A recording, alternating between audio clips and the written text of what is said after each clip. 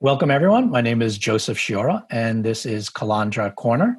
And I'm really happy to be speaking with a group of colleagues from Florida Atlantic University who will be talking about a really exciting project called Italian American Memories, which is a online digital archive started by Florida Atlantic University.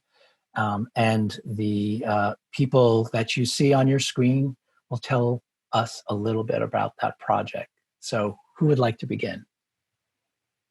My name is Viviana Pezzullo. I am a PhD candidate in comparative studies at Florida Atlantic University. I am one of the co-founder of the project with my colleagues Federico Tiberini and Vincenza Iadevaia, who worked on the project a couple of years ago before graduating. My areas of specialty are Italian and French literature, and I'm also the web developer of the website. Okay, I think it's my turn. My name is Federico Tiberini. I'm a graduate student. I'm doing my master in linguistics at the Florida Atlantic University. I already have another master's in comparative studies. Italian is my primary field and linguistics my secondary field. And I will leave the floor to Domenica. I am Domenica Diraviam, and I'm a doctoral student at Florida Atlantic University.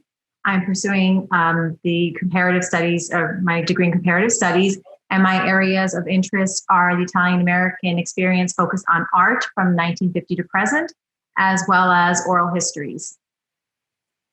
And I was involved in this project after Vincenza graduated. Then I began working with Federico and Viviana. My name is Isabela Ribeiro-Ochoa. I finished my undergraduate degree at Florida Atlantic University in 2019. I majored in political science and minored in French and Italian studies. I am one of the students that worked on this project. I got introduced to it thanks to Viviana and Federico, and that's it. Hi, my name is Hristo Joseph. I studied linguistics and also majored in Italian at Florida Atlantic University. Graduated in August of 2020, just recently. And I was also involved in this project, and I was very glad to be part of it. And I am the proud professor of all the students. I am Professor Ilaria Serra, and I'm a full professor here at Florida Atlantic University in Italian and comparative studies. And it all started in one of my graduate classes of Italian American identities. And then it went and took a life on its own, this project. So I'm very proud to see all these students involved, and I look forward to the future. Great. So let's tell everybody what Italian American Memories is and how it came about. Anybody? Okay, everything started when Dr. Serra, and probably she can tell us a little bit more about this, she received the first batch of letters from the Badia's family, letters ranging from the 1943 until 1945. There were more than 200 letters, and she received this donation from one of the family members, and she decided to give it to us, to me, Federico, and Vincenza. And so we started working on the letters and reading these letters, and we were trying to find a place for this to be available for scholars, or not only in the United States, but all over the world. So we immediately decided to create a digital archive where we could post these letters and make them available for future studies. So we started this project with these letters. We developed this into a collaboration with the FAU library. So now we are co-creators of a special collection that probably will be open soon. We don't know exactly when. And we already started a couple of years ago this project of workshops, because we wanted students to be involved in the process of reading and transcribing and creating the metadata for the website. So we already started working with Isabela and Hristo, among many others. They are two of the many students who work on this project, and they were with us from the very beginning. So we started presenting this project at various conferences. Federico and Domenica went to IASA. Yeah, last year in Texas. Yeah. Italian American Studies Association conference, yeah. And we also were lucky enough to present this project at Italy in Transit, the conference that Dr. Serra started and hosts every year. So it was actually during one of those presentations that we talked to you, and you told us about the letters that you found. Yeah, no, it was very exciting to come down to Boca, to Florida Atlantic, to attend the Italy in Transit conference. Especially because it's in February, right? Yes, it's on my calendar. Because it's in February for you of the North. That's right. It's always a treat. But it's a treat because of I enjoy the seminar very much, not only because of the high level of scholarly presentation, but because you've done such a wonderful job of engaging with the community off campus, and having folks not part of the university be part of the symposium, and that there's a really nice conversation and dialogue. It's something that we at the Calandra Institute have worked really hard to do as well. So it's an appealing and dynamic an event. Thank you. But in fact, this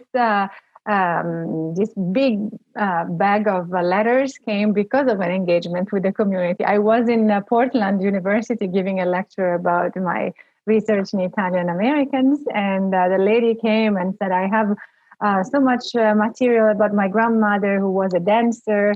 And so she gave me first the novel that her mother wrote, and from that an article came about Orienta, her mother. And then she said, I also have a huge bag of letters. What can I do with them? So, okay, send them and we'll see if we're interested. We can use them for a graduate project. And when we saw them, we saw that it was much more than a project. It was really a huge work. They were dusty and old. So 3 people, then 4 people worked on them, 5 people, then we added all the undergraduate. And I have to say that Gamma Kappa Alpha, the Italian Honor Society, of which Viviana was the president at the beginning, or Marianna and then Viviana. I was the president. Yeah, so we involved all the Italian Honor Society students. It began to become very big. So is it my understanding that, as you said, Viviana, that the physical letters are now in the special collections at the university library? Yes, they are. They are in that department at the moment. The special collection is not available yet. They are still working on it, but it's definitely forthcoming. So we will keep you posted if you're interested. Right. And this is, of course, a big problem with these kinds of materials, right? One is who wants them. There has to be a really kind of targeted institution that will take them. There has to be an interested individual at the institution that will even say that I'm curious about them. And then, you have to have the resources to take care of these objects and make sure that they're handled correctly, but also then available to future scholars. Yeah. And one of the wonderful things about, of course, then the online archive is that they're available to everybody around the world.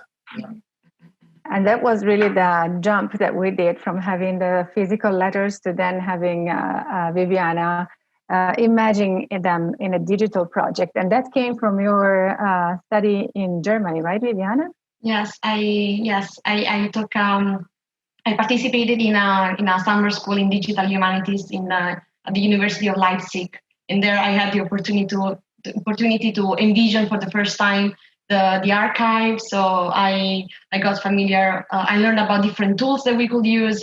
So it was a very nice opportunity for me to create this virtual space for these physical letters. And this is actually the whole why our research purpose behind this, because a little bit like Francesco Orlando did with these obsolete objects, we want to preserve and we want to give a story and dignity to these letters, but also to mundane things that may seem mundane, but they are really they capture the real essence of, in this case, Italian American culture, but in general the humanity, if we may say so.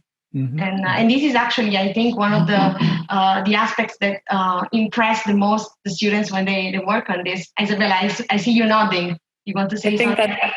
That's so relevant because it's hard sometimes to feel a connection with past generations. And these letters were not only a perfect snapshot of that time period, but it also shows how similar we are in many ways to the people, even though so much has happened in a short amount of time. You feel a sort of connection to those people again, and similarities. You're kind of able to identify more with them and understand the struggles that they were going to. And sometimes you're right, in the letter, it might seem mundane at the moment. When you're writing it, it's just your everyday experiences that you're sharing with a family member or friend, but they do provide such a window into what was going on at the time. It was very interesting to just be able to see through their eyes or through their words more so what was going on in that time period.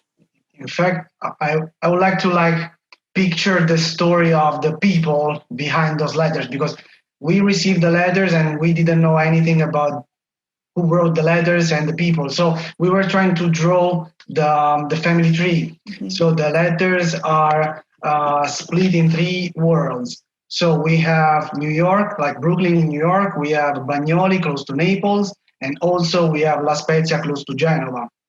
So the letters were all addressed to Giuseppina, who was living with her husband, Vincenzo, if I'm not wrong. Yeah, Vincenzo Vivo in Brooklyn. So at the beginning of 1947, she traveled to Italy. And of course, we don't know the reasons, but she traveled to Italy, and then she went to her family close to Naples, and she got stuck because she got sick. So when she wanted to come back to the States, she got sick, and so she wasn't able to travel again. So we have letters from her husband saying, like, how are you? We are very concerned about your health conditions. Please let us know if you're fine. And some others letters in which they tell, I want to see your handwriting, letting me know that you are fine. Otherwise, I don't believe it. So please let us know, write a letter. So they have this couple, Vincenzo and Giuseppina. They had a daughter, Rosa, who signs as Rosina in the letters, and she lives in La Spezia with Giuseppe, her husband, right? So with Giuseppe, and they have 4 children. So the 4 grandchildren write letters to her nonna. But Angelo is the oldest. Yeah, Angelo is the oldest. And we assume he's the oldest because he says that he works and he smokes. So we assume that he's old enough. He's old enough to do these 2 things. And also we have letters from family and friends, the Bruzzese family living in La Spezia as well. So they talk about, as we were saying before, daily stuff, daily routine. They talk about, can you send me these goods from the States, or can you send me these goods from Italy? And then if, like Isabela or Hristo, you want to share like the linguistic aspects or what you found out interesting in reading the letters.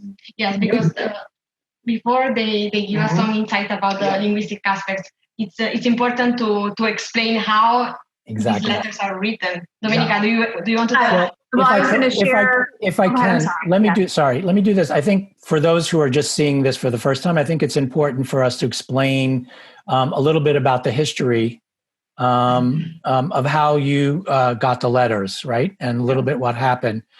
So I should say that as background, Lisa Giordano, who was at the time a Brooklyn resident, appeared at the Calandra Institute and brought to my attention in a shopping bag of letters, and said she had found them scattered on the sidewalk in the Carroll Gardens section of Brooklyn. And it just broke her heart to see these objects scattered like that. She picked them up. She didn't know what to do. She had come to the Calandra Institute to see some of our public programming, had heard me talk about something or the other, and she brought them in. As I've said in this introduction here, as we're seeing on the screen, Curbside History, the Calandra Institute is not an archive. We do not have the resources. We don't have the staff. We do not have the personnel. We don't have the money. We don't have the types of storage facilities that are needed to take care of something like these letters. But over the years, I have done exactly what I did in this case, which was I took the letters in with the idea that we would find a safe haven for them. Over the years, I've taken in art objects and placed them in museums. I've taken in Neapolitan sheet music that was produced, written, and published in New York City, taken them in. I'm still trying to find a home for them. And so they're all in my office. With some of these are not even in our little archive space. They're just in my office in various places. And so, as we said earlier, I had come down to the Italy in Transit Symposium, had heard this wonderful presentation that Domenica, Viviana, and Federico gave on the digital archive, and made this suggestion that perhaps these letters, now called the Vivo-Fruttauro collection, might be another thing that Florida Atlantic might want to take on. And thankfully, they said yes. So just that kind of background for those who are seeing this for the first time. So, and I would like to segue into talking about the letters and about the collection. So we were fortunate that we had already worked with the large group, the previous collection of letters, and we had an idea of what this was going to entail. And therefore, we were able to know that we would benefit from bringing in students and the community to participate in deciphering the letters. But what we got out of it was so much more. I'm going to select one of the letters now to give you an idea of what they looked like. Of course, the handwriting was atypical. The students were not used to seeing this type of handwriting. And as Isabela was pointing out, this is a very personal historical artifact. So there was more than just language learning. It really had so many different aspects. I'm going to let the students speak to that, and then we can continue to discuss the components of the letters. So Isabela, Hristo, what were your feelings? Because I think it's important to underline the fact that while the first letters we worked on, and again, Isabela and Hristo can confirm, they were written mostly in English. These ones are written in Italian, as you can see from the screen. But the problem is that it's not a standard Italian that most of students are used to read. It's sometimes broken Italian and very influenced by Southern dialect. So it was also for the most advanced students, it was a big challenge. So definitely we want every student to be involved. So we made sure that both the beginners and the more advanced students could actually join the workshop, and we created some sort of like working teams. So there were beginners who were working with advanced students so that they could help each other, and the most advanced students could develop their competencies of translation and mediation. And again, even for them, it was a big challenge because again, it's not something that you read every day, isn't it, Isabela and Hristo? Just before you answer, I just want to say that I was paired with Hristo, so I was the beginner student and he was the more advanced student. So that was my your partner in crime. Yeah, or my partnership with Hristo. So just to mention this. Go ahead, Hristo. I have yes. For me, it was very interesting. When I first did it, I believe it was my third year already. And I already done, I already studied Italian quite a bit, and I could say I was more or less comfortable with it. But reading these letters, it was quite different. I saw a lot of things that I never encountered before. Like Viviana says, it's different from what you learn in the books, which is pretty straightforward. And I was going to get over the letters again the other day, and I came across some examples. And one thing I found, which I remember when I saw it was very amusing, is that for people who know what the passato prossimo is a type of conjugation in Italian. And so talk about the past, you would say say you're talking about eating, you would say "ho mangiato," "hai mangiato," it's etc. But when you spell it, the participle is spelled HOHAI, HHA, etc. And in those letters I was reading, a lot of times they would drop, since it's silent when you speak it, they would drop the H. So they would spell "ho mangiato," like, for example, they would just put a O, they wouldn't put the HO. So it's sort of these things where when I saw them, which was really amusing. And I was questioning, was it on purpose? Was it a matter of,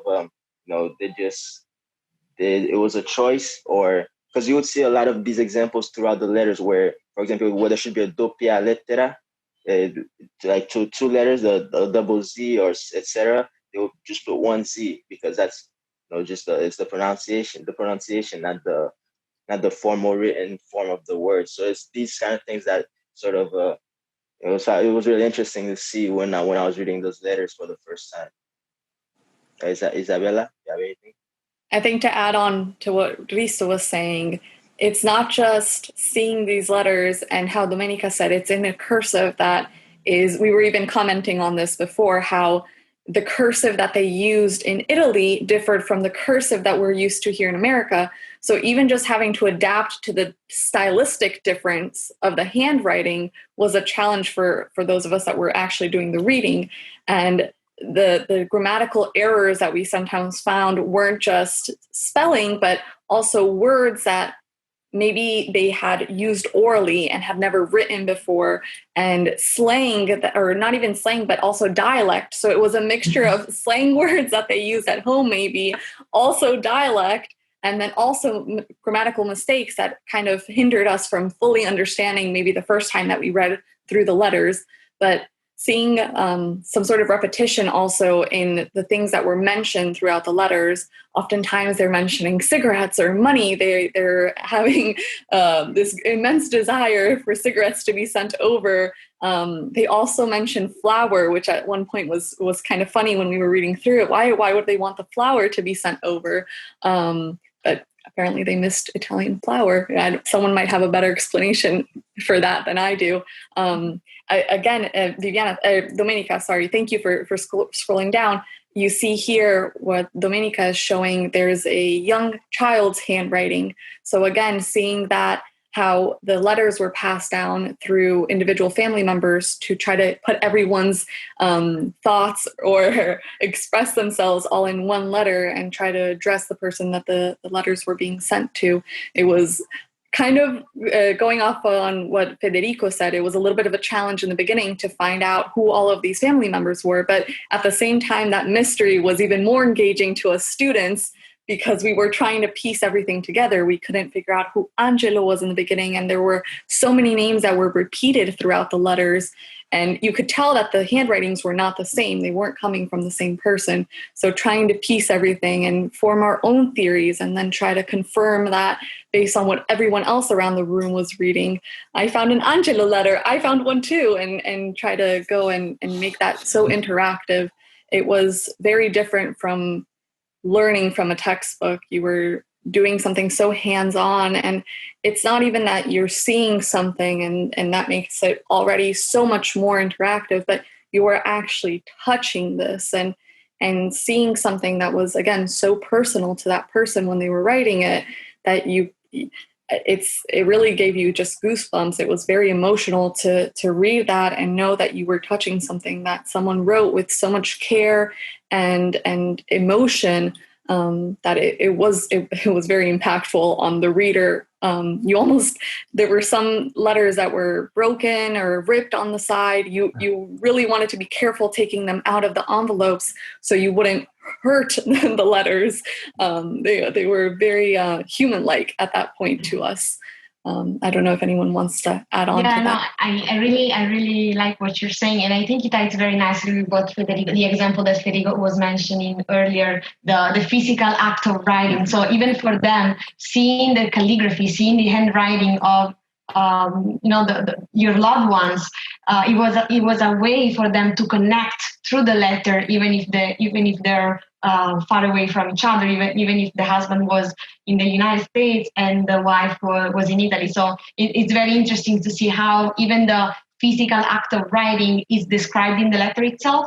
And like you said, the change of writing throughout the letters, when many people they want to add, because at some point they will, okay, let me add something more, and now Attilio wants to say hi. So it's interesting how everybody wants to be part of this collective experience.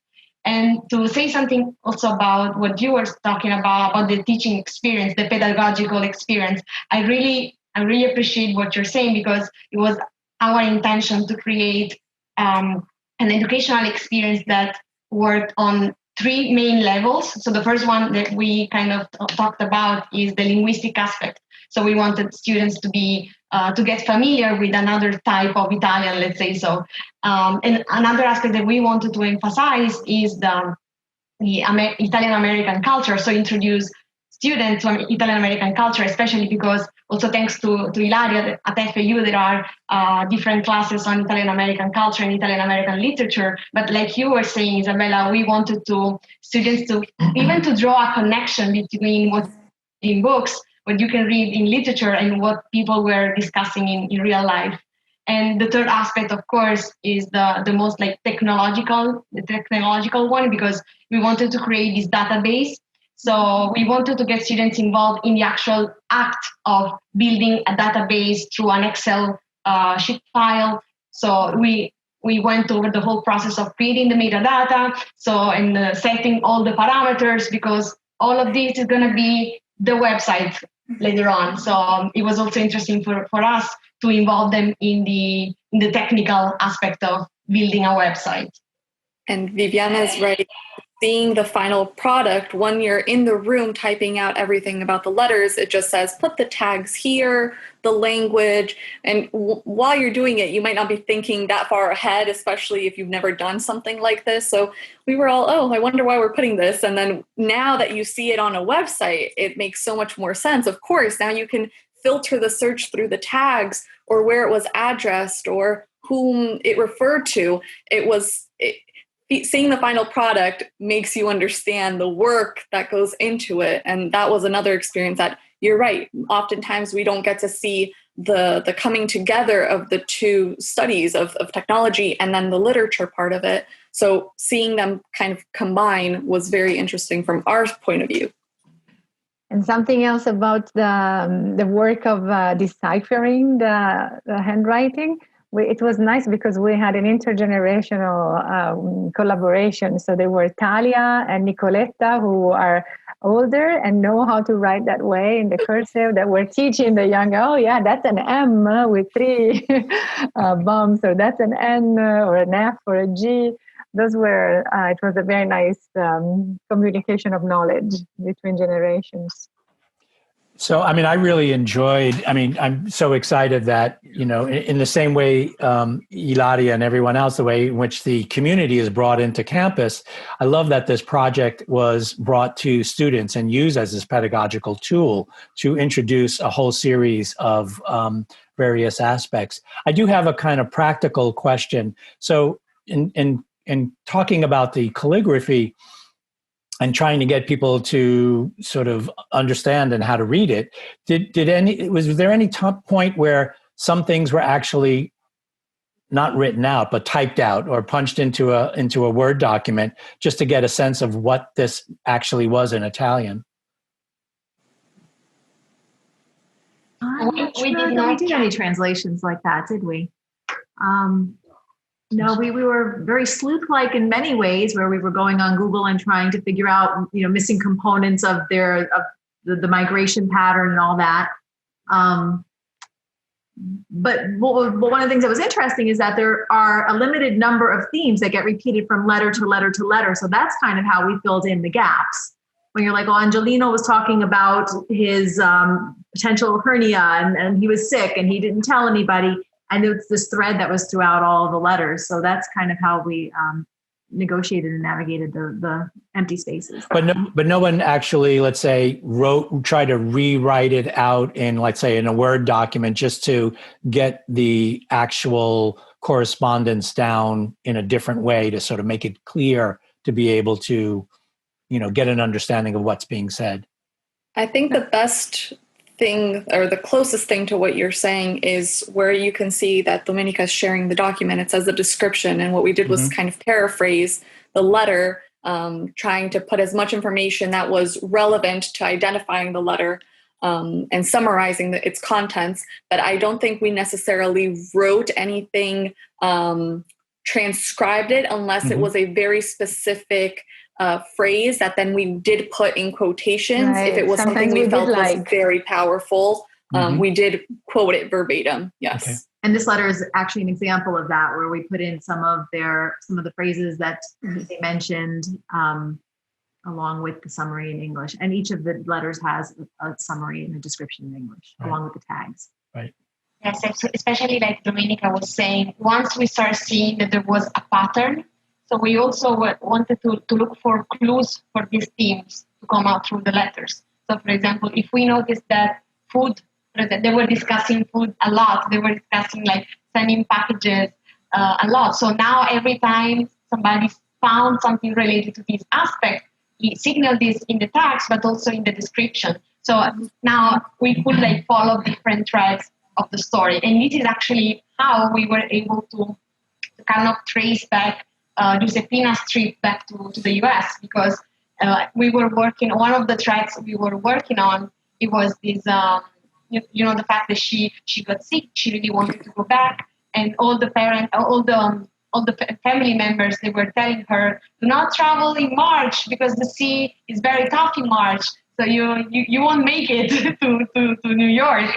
So it was interesting how the last letter in early April from the Bruzzese family, it was saying, oh, now you're leaving for good. We're very happy that you're finally, you'll be able to join Vincenzo in New York.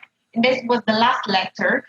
And we were able to trace this information, to cross-reference this information on the Ellis Island database. So we were actually able to find her trip back to New York. So by looking for these little clues, we were able to draw a bigger narrative, because like Federico was saying, when we got the letters, we had no idea who these people were, what connection was among them. So it was a detective story.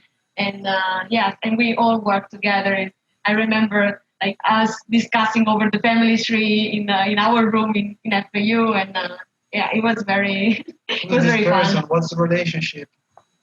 You want to mention the mama word? Oh yes, that was a very big challenge for us.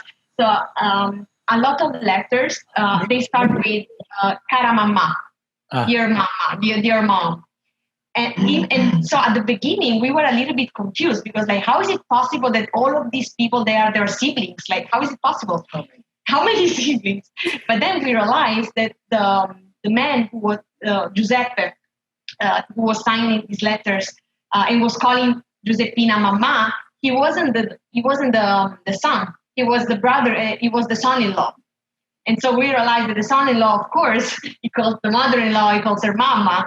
So at the beginning for us, like we didn't know. So by reading the letters, finding clues, we were able to solve these puzzles. Like the haha moment when you're like, right. Okay, now I got this. Southern roots. Domenica, maybe we can close the screen and get everybody else back up on. And so of course, right, this is what we're seeing is this sort of weird snapshot of this entire family and this entire life of a migration story that you who have now studied the letters, really, while you've ascertained a little bit of information, what's textually there, the lives of these people we really don't know. And we're just getting a little snapshot of who's there. And I think it really speaks to the need for, especially within the Italian American community, to better create spaces of historical documentation for the everyday lives of people. And, which we get through things like letters, which we get through other things, handmade objects that are made, that we really don't have.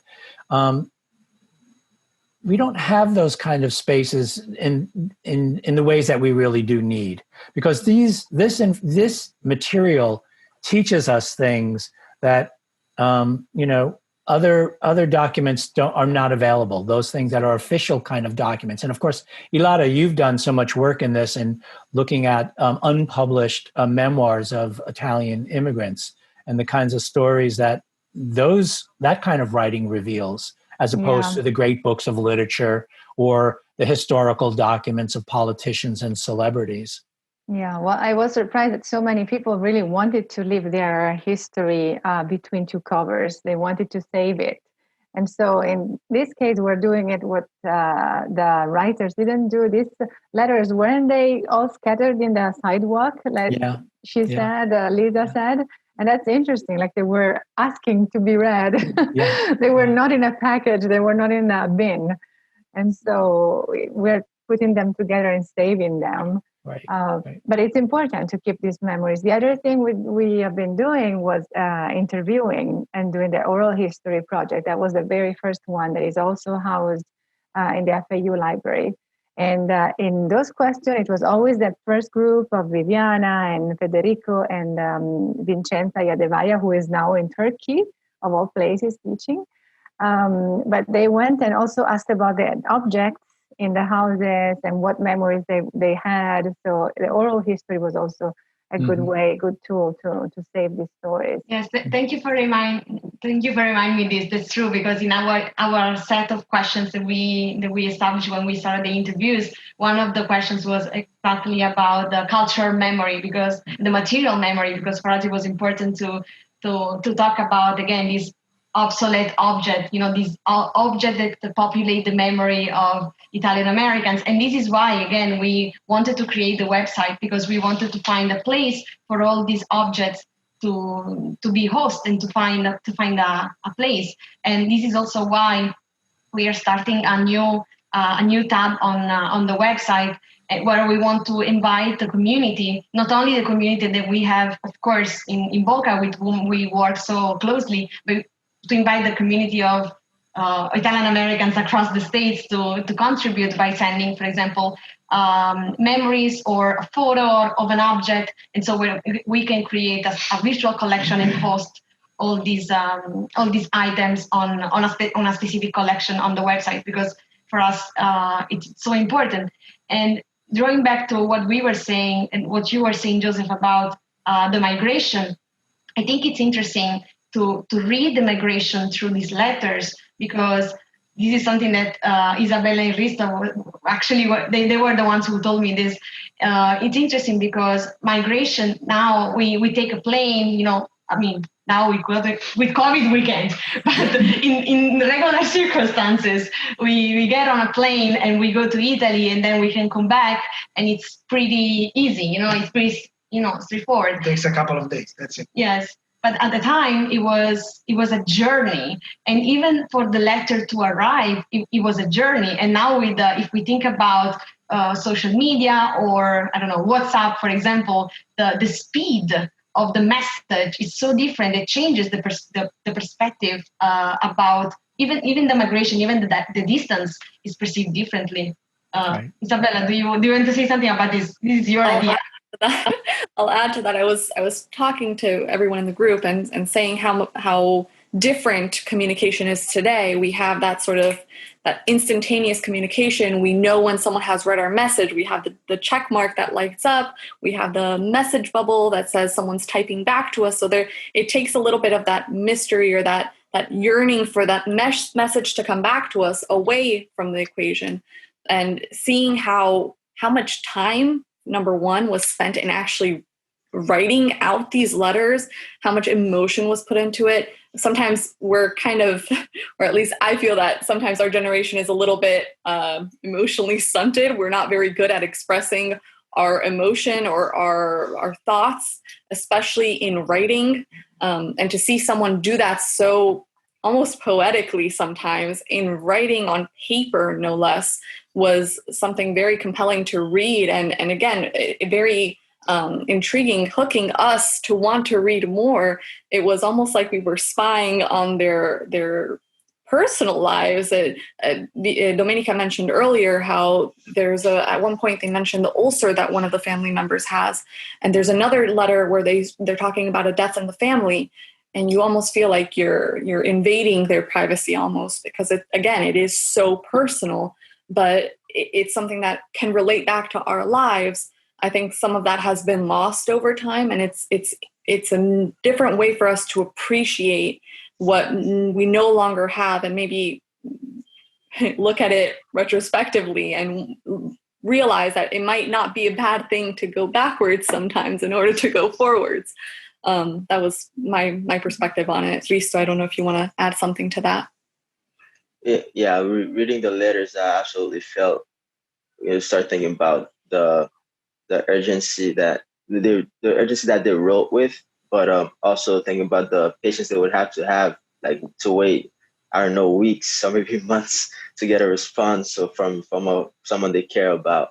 And nowadays it's instant. You get a response right away. And also going back to the historical factor you guys were mentioned before, yeah, I feel like letters like this are really important, because it's one thing to get a sort of a macro view of the world from like history books and things like that, documentaries where you get told about what's going on in the country, but it's a different thing, and also very valuable to get like a micro point of view from like a specific people and stories, and it puts a different, it's like hearing about the Great Depression from a specific family, a specific person, rather than just sort of a big overview of it. It hits differently. The emotional aspect is different. The pain it's more emotional, I guess, and it adds something different than just an overview of the whole era or topic.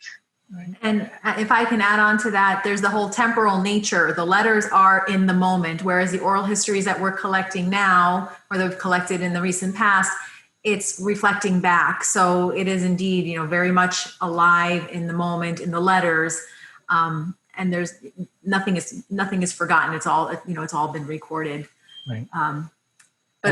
But by comparison, the oral histories, that really brings in all five of the senses. I'm thinking, for example, when we interviewed Nicoletta, and she's 80 and she's been in the United States for over 50 years, over 60 years, actually. And we said, are there any material objects that you'd like to share? And she opened her drawer and she pulled out the linens that she had, prepared for her hope chest when she was 14 and 15 years old. So, these are things that, as you were saying, Joseph, there needs to be a space to preserve them and to share them with generations that are not going to have an understanding, that are not going to have an appreciation otherwise. And that's what so many historians today say, right? We're in our era of digital communication, where's the communication, the letters of contemporary times? If everything is designed to go quickly, but in some cases to disappear, right? With Snapchat, the idea is that it's not supposed to stick around. And so where will those historical documents be in the future? And that's, so lovely and so important that we have these letters, and that you all have created a space for others to get a snapshot of this one family and the trials and tribulations that they were experiencing right after the war.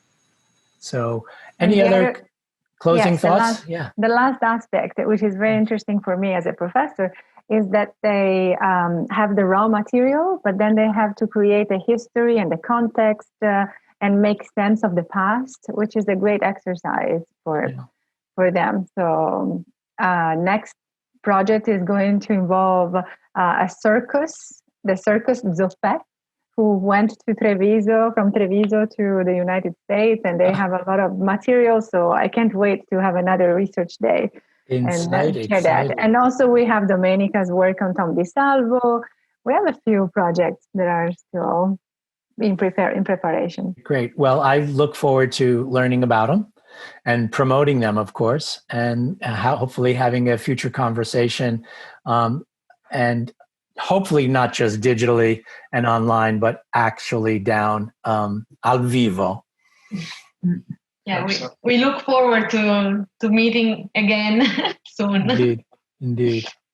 Well, thank you all for this opportunity. Thank you for all the work that you've done and getting this collection online and really doing some really important yeoman's work of assembling it for all of us to take a look at, and for this opportunity here to chat tonight. So thank you. Thank you for giving them to us. Okay. Thank you all. Happy Thanksgiving. Yes. Bye. Good to see Hristo. Ciao. Thank you. Bye. Bye. Ciao. Ciao, Joseph. Ciao.